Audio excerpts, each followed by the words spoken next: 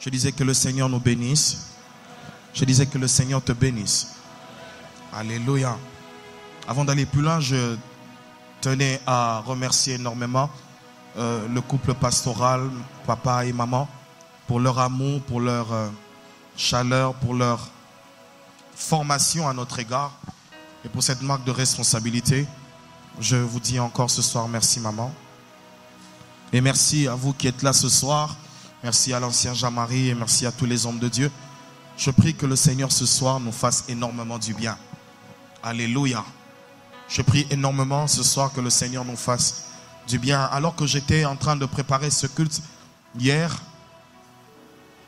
je crois que depuis le bureau, je crois que c'est à la maison, au bureau, je ne sais plus, mais j'ai entendu une voix clairement me dire, c'est le temps de l'Afrique. Pendant que j'étais en train de voir, je priais pour l'évangélisation, le Seigneur m'a dit que c'est le temps pour l'Afrique. Je croyais qu'un Africain pouvait dire Amen.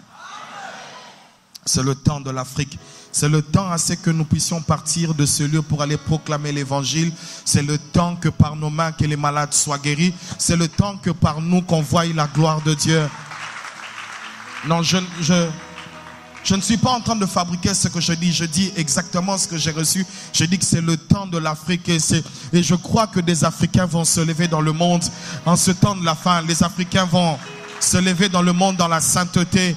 Je crois qu'il y a des hommes qui vont sortir, qui vont pas seulement prêcher l'évangile. Je crois qu'il y aura aussi de grands investisseurs qui vont quitter de l'Afrique et qui vont aller investir en Europe. Je crois, mon Dieu, je crois tellement des choses grandioses qui vont arriver.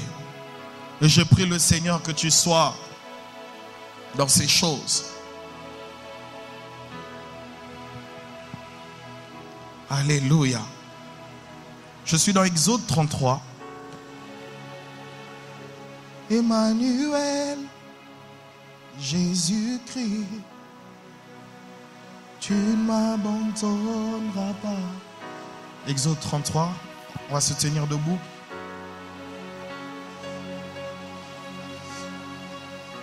En réalité, ce soir, c'est vraiment pas un culte, mais ce soir, c'est plus qu'un culte. C'est un temps d'intimité que tu auras avec le Seigneur. Vous savez, quand j'étais en train de préparer ce culte, j'ai senti dans mon cœur que le Seigneur voulait passer du temps avec toi. Dis à celui qui est à côté de toi, le Seigneur voudrait passer du temps avec toi. Et si tu es touché pour venir prier devant, tu peux le faire dans toute la liberté de l'esprit. Si tu es touché pour venir le faire ce soir, tu peux t'approcher. Car en réalité, ton voisin ne t'apportera rien. Ce soir, la bonne nouvelle que j'ai à t'annoncer, c'est que ton voisin ne t'apportera rien, mais le Saint-Esprit qui est là va faire des grandes choses au milieu de nous. Oublie un peu celui qui est à côté de toi, oublie le travail, oublie les choses qui t'ont fatigué, mais si tu peux te concentrer pendant quelques minutes, on va se connecter à la parole de Dieu. Et sous l'inspiration du Saint-Esprit, je prie que Dieu nous fasse du bien. Exode 33, le verset 14, au verset 23e, la Bible dit, l'Éternel répondit, je marcherai moi-même avec toi et je te donnerai du repos. Moïse lui dit, si tu ne marches pas toi-même avec nous, ne nous fais point partir d'ici. 16. Comment serait-il donc certain que j'ai trouvé grâce à tes yeux, moi et ton peuple? Ne serait-ce pas quand tu marcheras avec nous, quand nous serons distingués, moi et ton peuple, de tous les peuples qui sont sur la face de la terre? L'Éternel dit à Moïse, je ferai ce que tu me demandes car tu as trouvé grâce à mes yeux. Je te connais par ton nom. Moïse dit, fais-moi voir ta gloire. L'Éternel répondit, je ferai passer devant toi ma bonté. Je proclamerai devant toi mon nom, le nom de l'Éternel. Je fais grâce à qui je fais grâce et miséricorde à qui je fais miséricorde. L'Éternel dit, tu ne pourras voir ma face car l'homme ne peut me voir et vivre. L'Éternel dit, voici un lieu près de moi. Tu te tiendras sur le rocher. Quand ma gloire passera, je te mettrai dans un creux du rocher. Je te couvrirai de ma main jusqu'à ce que j'aie passé. Lorsque je retournerai ma main, tu me verras par derrière. Mais ma face ne pourra être vue. Amen. Pouvons nous rasseoir. Mais ma face ne pourra être vue. Mais ma face ne pourra être vue. C'est culte. Je suis venu ce soir pour deux catégories de personnes. La première catégorie des personnes, c'est une catégorie des personnes qui ont atteint un pic spirituel, qui ont atteint une certaine dimension. Et à chaque fois qu'ils sont en train de prier, ils sont en train de sentir comme si j'ai prié mais il n'y a rien de nouveau. Je suis venu pour ces personnes qui disent, où est Dieu? Je voudrais chercher Dieu dans une autre dimension, dans une autre profondeur. Mais ils ont l'impression de chercher mais ne pas le trouver. Ils ont l'impression que Dieu est lointain, que Dieu n'est pas là. Ils ont l'impression qu'hier Dieu les avait entendus, mais aujourd'hui se retrouvant sans péché, ils n'ont pas péché, mais ils ont l'impression qu'il y a comme un mur. Et la deuxième catégorie, c'est la catégorie des personnes qui sont comme des Jacob. Ils ont rencontré Dieu à un moment, puis ils sont allés chez Laban. Et cette catégorie va revenir dans la maison d'Isaac, mais en revenant, il va rencontrer le Seigneur. Et va tellement se battre avec Dieu, et Dieu va lui dire, à partir d'aujourd'hui, ton nom ne sera plus Jacob, mais tu seras appelé Israël. Pourquoi? Parce que tu as pu te battre, mais aussi tu as vaincu. Je voudrais dire à quelqu'un ce soir, je voudrais dire de tout mon cœur, et ce n'est même le thème, qu'il y a plus. Il y a plus de ce que nous avons déjà vu. Il y a déjà un plus de ce que tu as déjà touché. Au-delà de ce que tu as dans ton compte en banque, il y a des sommes que tu n'as pas encore touchées. Au-delà de ce que tu te sanctifies, il y a une dimension de sanctification que tu n'as pas encore atteint. Au-delà de cette vie de prière, de cette vie de jeûne que tu as, mais il y a aussi cette dimension de jeûne et de prière que tu n'as pas encore atteint. Au-delà des heures de prière que tu as atteint, il y a aussi une dimension de prière que tu n'as pas encore atteint. Tu cherches Dieu, tu dis, Seigneur, comment je vais prier pour te toucher?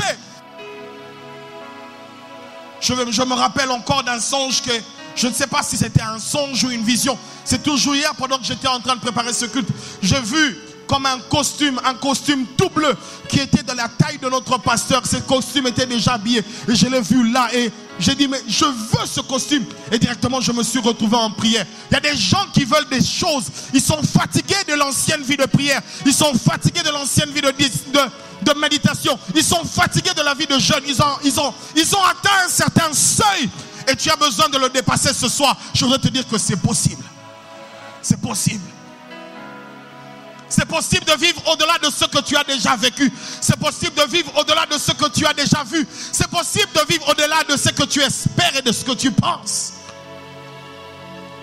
Car tu ne connais pas tout de Dieu. Et ce qui est bien, c'est que Dieu veut aussi te donner des choses que tu n'as pas encore connues.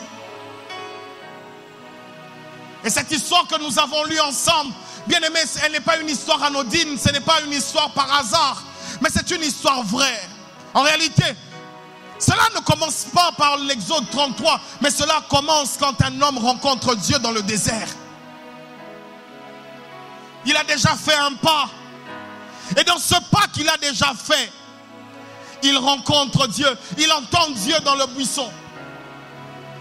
Mais celui qui entend Dieu au travers d'un buisson qui est enflammé, jour après jour, année après année, il va s'approcher de Dieu, il va le servir.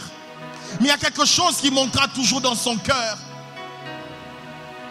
Cela ne suffit pas que je voie Dieu au travers d'un buisson. Cela ne suffit pas que je rentre en Égypte. Cela ne suffit pas que j'accomplisse tous les miracles que je veux accomplir. Cela ne suffit pas que je sépare la mer en deux, que le peuple traverse comme à sec. Cela ne suffit pas que je fasse tomber la manne.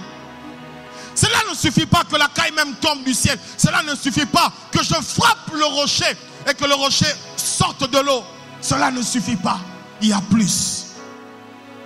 Quand on voit quelqu'un comme Moïse, avec toute cette expérience, toute cette intimité avec Dieu, tu as l'impression, non, Moïse, tu n'as pas besoin d'autre chose. La Bible dit même que Moïse parlait face à face, comme un ami qui parlait avec Dieu. Mais dans le cœur de Moïse, il y avait quelque chose qui bouillonnait. Il n'y a pas que ça, il n'y a pas que je n'ai pas tout vu. Même si j'ai vu sa main faire mourir des fils d'Égypte, même si j'ai vu des choses extraordinaires, même si j'ai vu des grenouilles, même si j'ai vu l'eau changer en sang, même si j'ai vu mon bâton se changer en serpent, je sais qu'il y a quelque chose que je n'ai pas vu et c'est son visage que je n'ai pas vu. Il y a plus. Son visage vaut mieux que tous les miracles que je puisse vivre.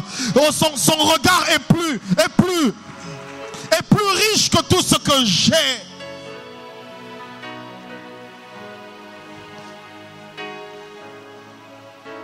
Cela ne le suffit pas. Et je suis en train de parler à cette catégorie de personnes. Après avoir tout fait, ils ont eu des visions, ils sentent des prophéties, mais ils ont l'impression que ça ne suffit pas. Il y a quelque chose qui manque. Il y a quelque chose qui manque. Et vous savez, depuis un certain temps, je le sens. J'en ai parlé avec l'homme de Dieu, Antonio. Il y a quelque chose qui manque. Il y a quelque chose qui manque.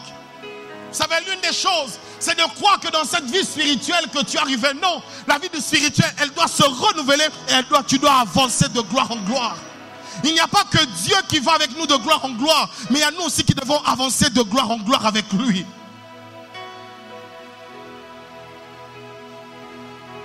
Est-ce que tu aimes cette dimension? Est-ce que tu aimes ce que tu as? Est-ce que tu aimes encore cette richesse que tu possèdes? Est-ce que tu aimes le compte en banque que tu as? Est-ce que tu aimes encore cette vie de prière, de méditation, de jeûne que tu as? Je voudrais te dire ce soir qu'il y a plus. Il y a plus. Il y a plus. Il y a plus que ce que tu vois avec tes yeux. Il y a plus que ce que tu entends avec tes oreilles. Il y a une facette de Dieu que tu n'as pas encore découvert. Et je voudrais nous dire ce soir, ne te repose pas sur ce que Dieu a déjà fait avec toi. Ne te repose pas sur le parcours, tu n'es pas encore arrivé à Canaan. Il y a plus. Il y a plus que ce que tu vis jour après jour. Il y a plus que ce que tu aspires jour après jour. Il y a plus. Il y a plus. Et des fois cet appel vient dans ton esprit, mais des fois tu résistes. Je viens réveiller ces personnes qui sentent cet appel depuis un moment. Tu sens que Dieu t'appelle à plus, mais tu es en train de rejeter ce plus parce que tu dis, je m'arrête là. Ne t'arrête pas aux visions, car au-delà de visions, il y a un homme à qui Dieu parlait face à face. Et même lui n'était pas satisfait que Dieu parle face à face avec lui. Parce que dans le face à face de Dieu avec Moïse, il lui manquait de voir la face.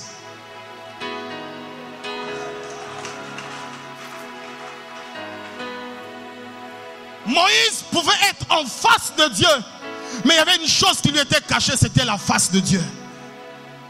Tu peux avoir tout, même, tu peux avoir presque tout, mais manquer ce qui fait tout. Il y a des gens qui aiment camper. Restons un peu ici. Restons un peu ici. Arrêtons-nous là. Pensons au miracle d'autrefois. Si Dieu est capable de faire tomber la manne aujourd'hui, il est capable aussi de faire tomber la caille demain. Il est capable aussi par le rocher de faire sortir de l'eau. Dieu veut évoluer avec nous. Dieu n'a pas changé, mais c'est l'homme qui a changé dans son cœur. L'homme se plaît quand il se retrouve dans un certain confort. J'ai une onction, j'ai une maison, je suis marié, j'ai des enfants. Cela n'est pas tout. Cela n'est pas tout. Et ce soir, je voudrais, par l'Esprit de Dieu, inviter certaines personnes à monter à la montagne. À monter à la montagne. Car il y a des choses que Dieu voudrait faire avec toi, mais il faudrait que tu acceptes d'enlever ce vieux manteau. Ce vieux manteau qui te fait voir comme s'il y a une certitude, il y a une garantie. Non, c'est pourquoi Dieu permettra que même Joseph contorte les vêtements de ton père pour que tu ailles dans les pays d'Égypte. Car il y a certaines choses que tu ne pourras jamais apprendre si toi-même tu ne manifestes pas le désir. Il y a des choses de Dieu, bien-aimé, que tu ne comprendras jamais, que tu n'attireras jamais vers toi. Tout simplement pourquoi? Parce que dans ton cœur, tu es déjà rassasié. Après tous les miracles d'Égypte, il était encore capable de dire, montre-moi ta face. Montre-moi ta face. Je ne suis pas satisfait de voir tout ce que tu fais. Je dis amen. J'écris même les tables de la loi. Mais le plus important pour moi, c'est que je veux voir plus. Je veux voir ta face. Et combien soupir. Il y a de ces personnes qui sont en train de fuir les retraites. Il y a des personnes qui sont en train de fuir leurs moments de prière. Des moments véritables de prière. Et je suis là pour te dire ce soir que le Seigneur à un moment va te capturer parce qu'il a besoin de toi. Quand Moïse montait sur la montagne, il ne se rendait pas compte et il ne savait pas. Et il n'avait jamais su qu'il allait faire 40 jours, 40 nuits. C'est quand il a été capturé ainsi qu'il a fait 40 jours, 40 nuits. Je suis en train d'annoncer à des gens, tu iras dans une retraite d'un jour, mais le Seigneur va te capturer pendant 40 jours sans que tu t'en rendes compte. Dieu n'est pas simplement le Dieu de ta dimension. Dieu est le Dieu de sa dimension à lui. Au-delà de ce que tu aspires, au-delà de ce que tu vois, il y a un Dieu de l'autre côté qui t'attend. La mer Rouge, elle peut être séparée. Les enfants d'Israël peuvent traverser à sec, mais cela ne suffit pas. Cela ne suffit pas. C'est pourquoi nous avons chanté, tu es ici et tu guéris les malades. Il y a des choses que la présence de Dieu peut faire qui étaient seulement dans le programme de Dieu. Seulement dans le programme de Dieu. Seulement dans le programme de Dieu. Et quand je vois encore l'image de la transfiguration, Jésus se montre à eux. Pierre ne veut pas partir. Vous savez pourquoi? Quand on voit la face de Dieu, on est assuré d'avoir tout vu. Toutes les personnes qui ont rencontré Dieu, toutes les personnes qui ont rencontré Dieu, leur vie est changée.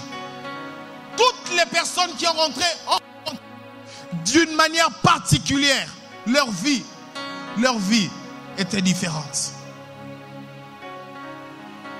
Toutes les personnes, quelle que soit leur incapacité, Moïse était bègue, mais le fait qu'il était bègue n'a pas empêché qu'il soit le prophète d'Israël. Abraham avait tellement entendu Dieu, mais un jour il sortit, quand il regardait au midi, il vit 3 hommes qui étaient en train de venir. Et c'est ce jour-là que sa vie avait totalement changé. Pourquoi? Parce qu'il avait vu Dieu face à face. Des fois tu fuis le visage de Dieu pour rencontrer sa main. Des fois tu fuis le visage de Dieu pour rencontrer son pied. Mais au-delà de tout ce que tu fuis, fuir le visage de Dieu, c'est fuir sa propre vie. C'est fuir sa propre vie. Nous n'avons pas encore chanté jusqu'à ce que la gloire de Dieu tombe et que de soi-même les paralytiques commencent à marcher. Nous n'avons pas encore prêché autant que de soi-même, sans que nous puissions prier que les morts puissent ressusciter. Nous n'avons pas encore accompli des choses dont nous avons entendu les apôtres faire. Vous savez pourquoi? Parce que nous sommes comme satisfaits de notre petit cocon. Je fais ceci, je guéris de la malaria, je guéris de l'angine, je guéris de la fièvre. Non, il y a plus que ça. J'ai construit une maison. Il y a des gens qui ont construit des châteaux. Je voudrais ce soir, par ce message, creuser dans le cœur de quelqu'un. Plus une chute fait couler de l'eau, plus le bassin devient profond. Et je prie que cette parole soit comme de l'eau qui coule dans le bassin, afin que cela creuse dans ton cœur. Et pour que tu te rendes compte combien tu es en train de passer à côté de ta destinée. Pourquoi? Parce que tu refuses de chercher le vrai Dieu. Et Jacob, quand il a compris, il a dit, je ne te laisserai pas. Je ne te laisserai pas. Il y a des fois nous nous fatiguons. Tu es dans ton propre jeûne, tu dis tu arrêtes. Tu es dans ta propre dimension de prière, tu dis que tu arrêtes. Mais Jacob dit, je ne t'arrêterai pas. Pourquoi? Parce qu'il sait qu'il y a des occasions qui ne reviennent pas très souvent. Il y a des hommes qui ont jeûné une seule fois, et une seule fois ils ont reçu l'onction. Il y a des personnes qui ont cherché Dieu, qui ont donné des grandes offrandes, et ces grandes offrandes ont déclenché des choses dans leur vie. Nous ratons des occasions de rencontrer le véritable Dieu. Et David dit, ne me cache pas ta face. Cela veut dire autrement que des fois Dieu, il y a des saisons où Dieu veut se révéler. Il y a des fois aussi Dieu se retire. Et David dit, ne me cache pas ta face. Depuis dimanche, je voudrais vous dire la vérité. Depuis dimanche, depuis que le pasteur avait prié sur nous, il y a quelque chose qui s'est passé. Il y a quelque chose, je vous dis, il y a quelque chose qui s'est passé. Et cette chose qui s'est passée, cette chose qui a été déposée dans nos vies, ces paroles, réclament maintenant que des hommes sortent de leur ancienne dimension pour entrer dans ces choses. Et c'est ce que l'Esprit m'avait dit ouvertement. Il y a des choses qui ont été déposées dans ta vie. Mais si tu n'acceptes pas de rejeter ce que tu as, tu n'auras pas les meilleurs.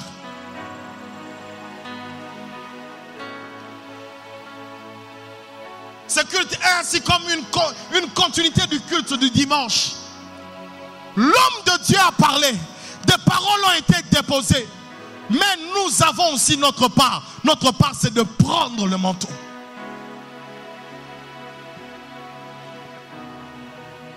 Et je voudrais inviter des hommes à chercher Dieu.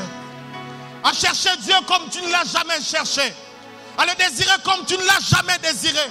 À le craindre comme tu ne l'as jamais craint. À le servir comme tu ne l'as jamais servi. À lui offrir comme tu ne l'as jamais offert. Vous savez pourquoi? La parole a déjà été libérée. Mais c'est à nous de monter pour avoir cela. Quand l'homme de Dieu était monté, il a dit, je me sens comme sur une montagne. Il libère la parole, il la libère sur le peuple. Mais il y a d'autres personnes, je voyais dans cette vision, d'autres personnes qui étaient en train de monter pour aller vers le pasteur. Pourquoi? Parce que dans cette dimension des choses dans laquelle nous entrons, il n'y a pas seulement que l'huile qui coule sur la tête. De la même manière que papa est monté, il y a toi aussi et moi qui devons monter. C'est pourquoi je dis qu'il y a plus. Compassion. Oublions ce qui s'est passé l'année passée. Oublions ce que nous avons déjà fait. Recommençons à zéro car il y a plus. Jeûnons comme nous n'avons jamais jeûné. Oublie les 40 jours de jeûne et prières que tu as fait. Parce qu'il y a plus. Il y a plus.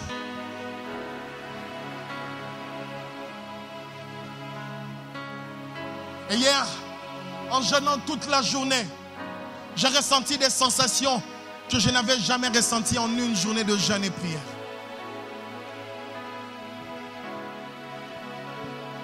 Si tu as soif de Dieu, Dieu viendra vers toi. Parce qu'il y a plus. Dis avec moi, il y a plus. Il y a plus. La gloire de Dieu n'a pas de niveau où elle s'arrête. La présence de Dieu n'a pas de level où ça s'arrête. Non, elle va grandissante. Pourquoi? Elle va grandissante en fonction des cœurs qui veulent la recevoir. Ainsi, nous-mêmes, nous bloquons les choses de Dieu. Nous bloquons la présence de Dieu. Nous bloquons l'atmosphère de Dieu. Nous bloquons même la bénédiction de Dieu dans nos propres vies. Vous le savez. Dieu veut te bénir, mais toi-même, tu le bloques. Et vous savez, le jour où nous avons clôturé, depuis un moment, nous avons discuté avec l'homme de Dieu, Marc. Il y a des choses que papa fait que nous voyons maintenant différemment. Quand il nous bénit, nous recevons vraiment. Et vous savez, le jour où il a tenu le panier pendant la clôture des coupes, il a dit que personne de vous ici ne sera locataire. Quand je suis rentré à la maison, j'ai tenu la main de ma femme. Je l'ai déclaré. J'y crois. Quelle que soit la beauté de la maison dans laquelle je me trouve, je sais qu'il y a plus que ça. Il y a plus. Et pour moi, je veux le meilleur. La Bible dit, je connais les projets que j'ai formés sur vous. Alors, puisque je n'ai pas totalement les projets, je voudrais, Père, s'il te plaît, emmène-moi là où je dois être.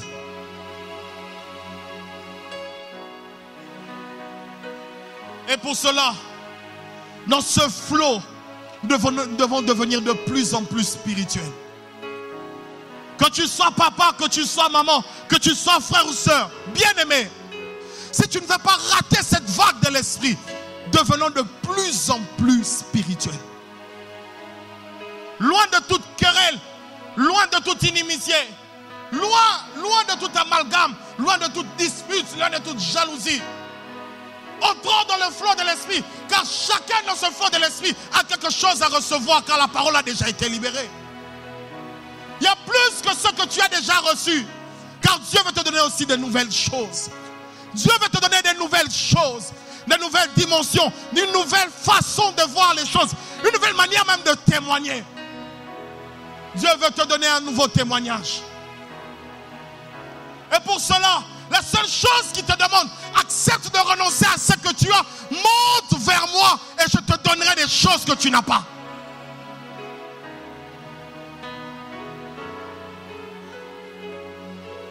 Et bien aimé, si vous n'êtes pas fatigué, je suis fatigué des anciennes choses. Je suis fatigué de l'ancienne onction. Je suis fatigué de l'ancienne vie de prière. Je suis fatigué de l'ancienne dimension. Je suis fatigué d'avoir un compte en banque petit. Je suis fatigué d'être des fois faible. Car dans le plan de Dieu, quand je me regarde, ce n'est pas encore ce que je suis. Et pour cela, je cours. L'apôtre Paul dit, je cours. Je traite durement mon corps. Si je dois jeûner, je jeûne. Si je dois prier, je prie. Quand je dois me sanctifier, je me sanctifie. Quand je dois donner, je donne. Pourquoi? Parce que je sais que de l'autre côté, il y a un prix qui m'attend. Mais avant que je n'arrive de l'autre côté, je sais que Dieu veut faire avec moi des choses ici. Et s'il veut faire avec moi des choses ici, c'est que moi aussi je dois monter en maturité, en discipline, en consécration, en sainteté, en vie de prière, en vie de méditation, même dans la vie de mes offrandes. Je dois monter. Pourquoi? Parce que Dieu veut faire avec moi autre chose. Les Anglais disent next step. Dieu veut passer à autre chose dans ta vie et permet à Dieu de passer à autre chose. Compassion, Dieu est passé à autre chose.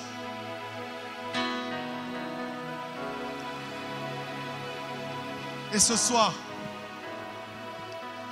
je voudrais te pousser à prier et à le chercher. Et à le chercher.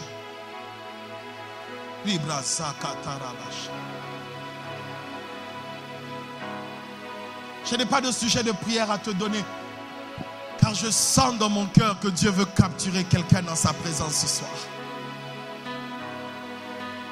Si Moïse ne monte pas, Israël n'aura jamais les tables.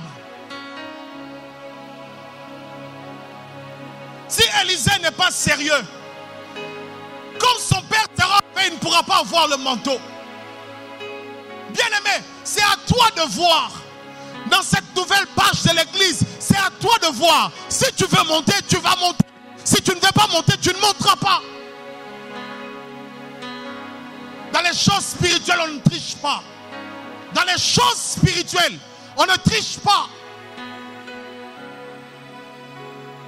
Il est possible. Car il y a plus. Il y a plus. Il y a plus. Il y a plus. Il y a plus. Et ce soir, je voudrais prier avec une catégorie de personnes qui disent, attire-moi à toi, je ne veux que toi. Je veux tout abandonner ce soir.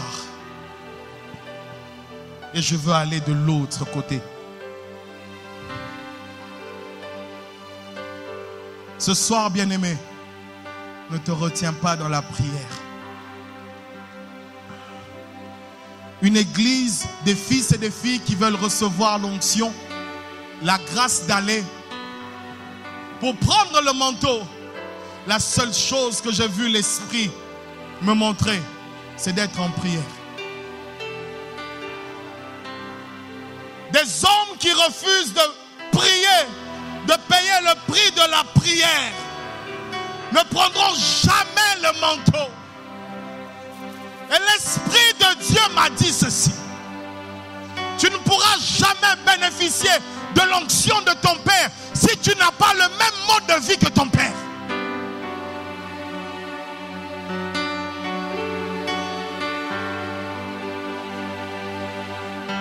Dieu veut t'emmener d'un point vers un autre point. Mais ce que Dieu te demande ce soir, c'est de tout abandonner et de regarder vers lui.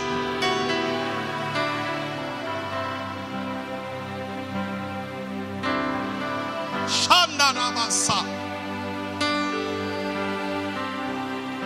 Je connais une femme pasteur. Elle habitait juste en face de la maison de ma mère. Cette femme à 50 ans, elle n'était pas mariée. Et quand elle était célibataire, bien-aimée, elle était vierge à 50 ans.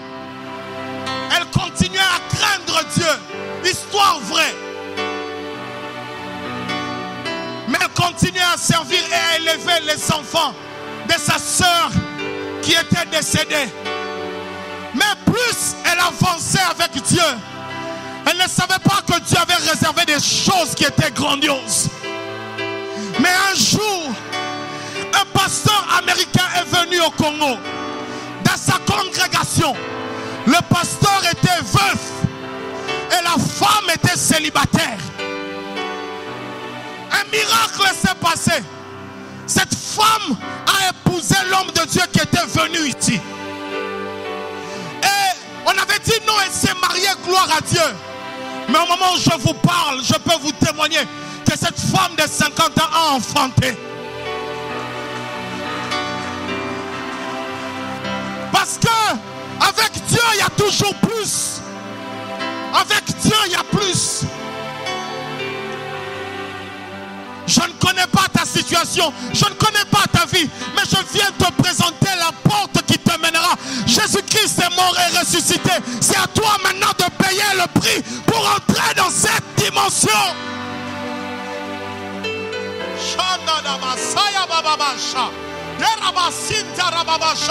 Je suis fatigué de l'ancienne dimension. Je suis fatigué de l'ancienne dimension. Je suis fatigué. Je suis fatigué. Je veux passer à autre chose. Je veux passer à autre chose.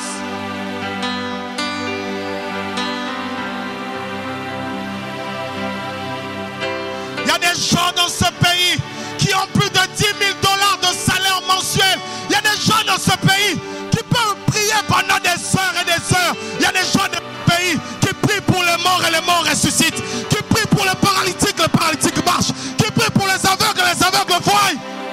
Il y a des gens dans ce pays qui ont leurs propres entreprises. Parce qu'il y a plus, mon frère.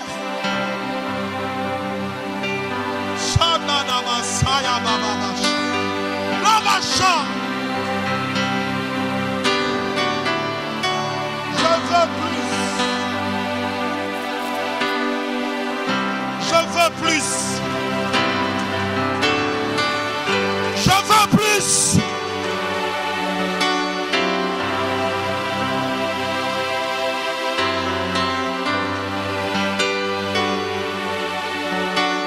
Je veux plus.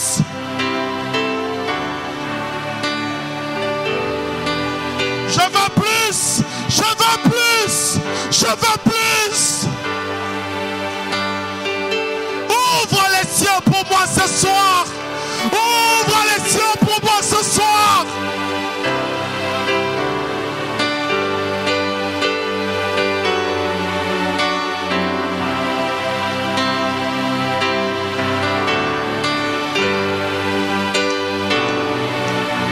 Ta compassion, il y a plus.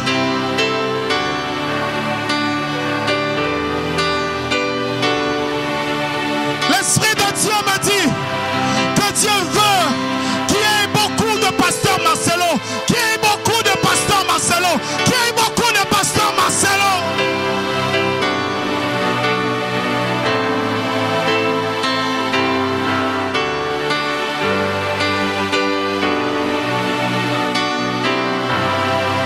Je ne sais pas comment prier pour avoir plus.